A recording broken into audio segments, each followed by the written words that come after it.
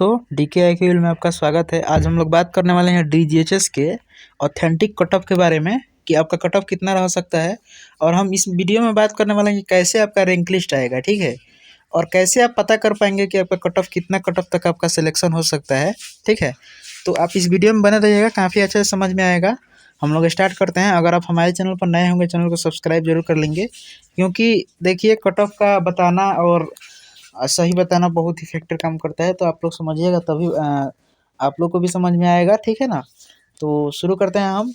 ये जो अगर आप लोग नए होंगे चैनल पर तो चैनल को सब्सक्राइब जरूर कर लेंगे, ठीक है, क्योंकि इस इफोर्ट के लिए आपसे बस दूसरा कुछ नहीं मांग रहे हैं, बस चैनल सब्सक्राइब कर दीजिए, ज़्यादा से ज़्यादा इसको शेयर कर दीजिए, ठीक है, और बस एक लाइक कर दीजिएगा, बेल आइकन दबा दीजिएगा, ठीक है ना। तो ये जो हम आपको पीडीएफ लाए हैं, ये जो पीडीएफ है अभी अभी हाल ही में जो नवंबर में एग्ज़ाम हुआ था एचएलएल के द्वारा, ठीक है, सफदरगंज का, जिसका हमने पेपर भी कराया था। ये ओटी असिस्टेंट का भी पेपर कराया था। तो आप लोग उस पेपर का जाकर लेवल भी देख सकते हैं, ठीक है।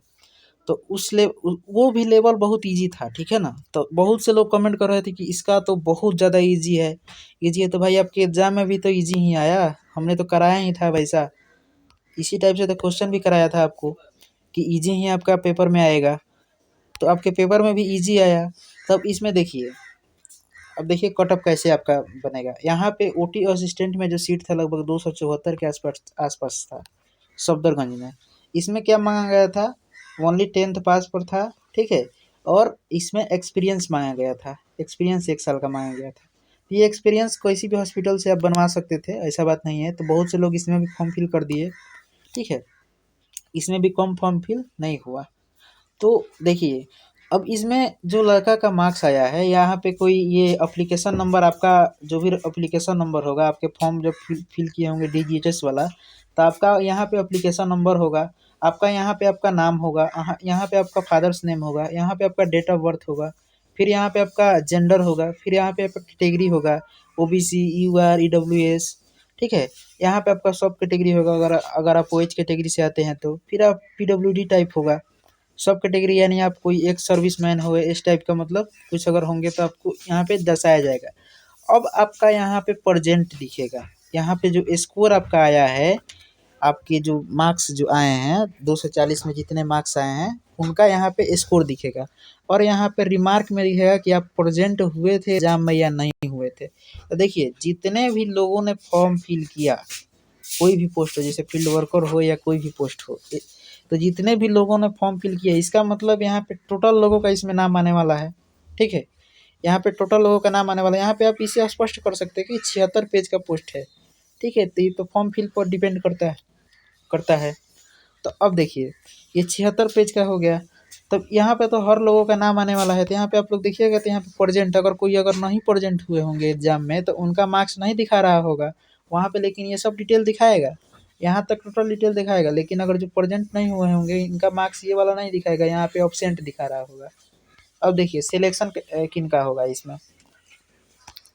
अब देखिए, डीजीएचएस का जो एग्जाम हुआ है फील्ड वर्कर वाला, हालांकि बहुत से लोग ज़्यादा नंबर बता भी रहे हैं। तो अभी देखिए, ये जो ऐसा जब आ जाएगा, जितना आपका यहाँ पे जो मार्क्स दिखाएगा ना, उसी को आप एक्चुअल मानिएगा।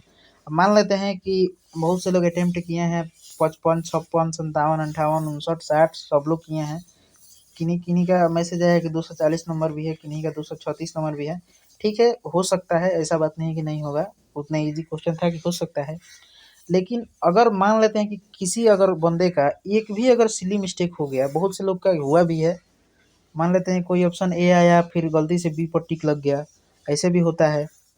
तो इजी क्वेश्चन में इतना होना कोई मतलब लाजिमी सी बात है, मतलब हो जाता है, ठीक है। तो अगर एक भी क्वेश्चन अगर गलत हुआ तो आप इस पे आ जाइएगा, 235 पे आ जाइएगा, 240 वाले। अगर 2 क्वेश्चन गलती हुआ तो 230 पर आ जाइएगा। तो देखिए इसमें कितना गैप होता है। आप इस रैंक को देखिएगा तो आपको अच्छा से समझ में आ जाएगा। अगर आप नए होंगे तो चैनल को सब्सक्राइब जरूर कर लेंगे।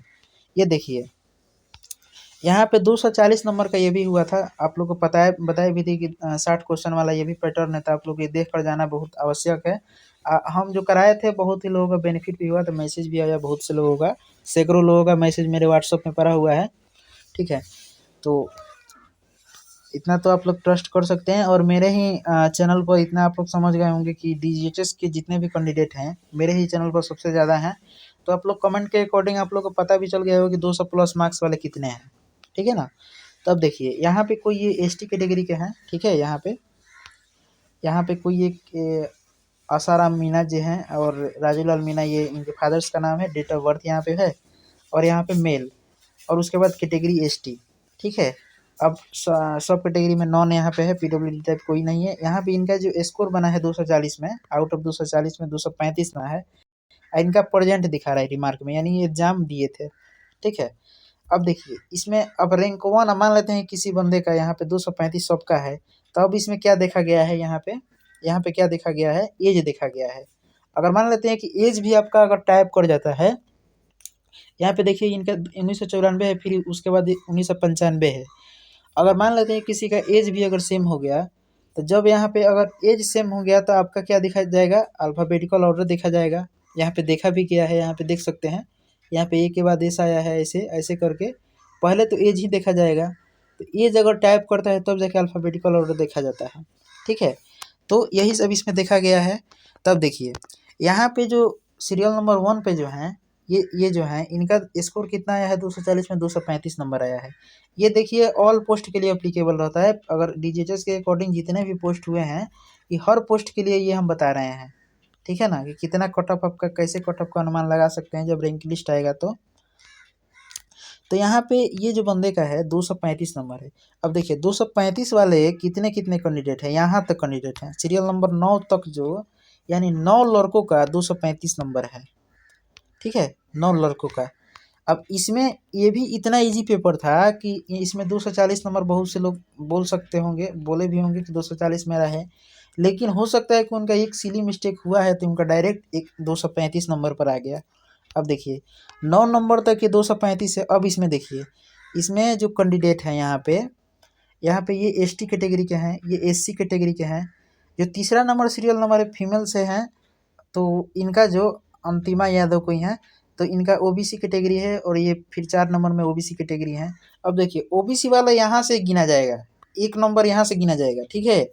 ये 1 नंबर पर इनको माना जाएगा, क्योंकि ओबीसी का जितना वैकेंसी होगा इसमें, यहाँ पे 1 नंबर पर माना जाएगा, ओबीसी यहाँ पे 2 नंबर पर माना जाएगा, ठीक है। हालांकि इनका जो मार्क्स सेम है, लेकिन इनका ये डेट ऑफ बर्थ से डिपेंड करता है, ठीक है ना। तो इनका दूसरा नंबर माना जाएगा। वहाँ पे इसी टाइप का यहाँ पे देखिएगा तो एससी में फिर हो गए, फिर ओबीसी में हो गए, फिर ऐसे ओबीसी ओबीसी, यहाँ पे ओबीसी एससी एससी। ईवर का देखिए, अब ईवर का देखिए सबसे मतलब फर्स्ट बार में इनका ईवर का कितना है, तो यहाँ पे 235 नंबर एक यहाँ पे है। कोई सतीश कुमार अर्जुन आर्या जी हैं, कोई इनका 235 नंबर ईवर से फर्स्ट वाले पे हैं, इनको फर्स्ट माना जाएगा। फिर यहाँ पे ईवर में यहाँ पे कितना है, तो 230 नंबर, यानी 230। अगर मान लेते हैं कि किसी का ईवर में अगर सीट, अगर किसी वैकेंसी में 2 ही सीट है, तो इनको तो एक 230 वाला मिल गया, एक 235 वाला मिल गया, ठीक है। तो 2 सीट वैकेंट था, 2 सीट भर गया आपका यहीं से 230 और 235 से। तो ईवर का मिनिमम कट ऑफ कितना हुआ, यानी 2 ही सीट है तो ईवर का कितना हुआ, 230 हो गया। तो इस कट ऑफ को क्या कहेंगे कि ईवर का कट ऑफ 230 हो गया। तो उसी टाइप से मान लेते हैं कि ईवर का शिफ्ट आपके फील्ड वर्कर में कितना है, 90 है।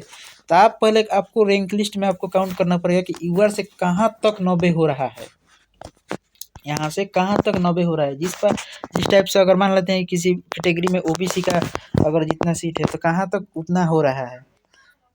अगर मान लेते हैं कि एससी कैटेगरी में कितना सीट है, कहाँ तक उतना हो रहा है। तो उस टाइप से मतलब मेरे अनुमान से वैसा ही होना भी चाहिए, क्योंकि अगर मान लेते हैं कि ज़्यादा कम रैंक वालों का, अगर ज़्यादा नंबर वाला अगर मिल जाते हैं, कोई भी कैटेगरी हो, तो कम नंबर वाला को क्यों लेगा भाई।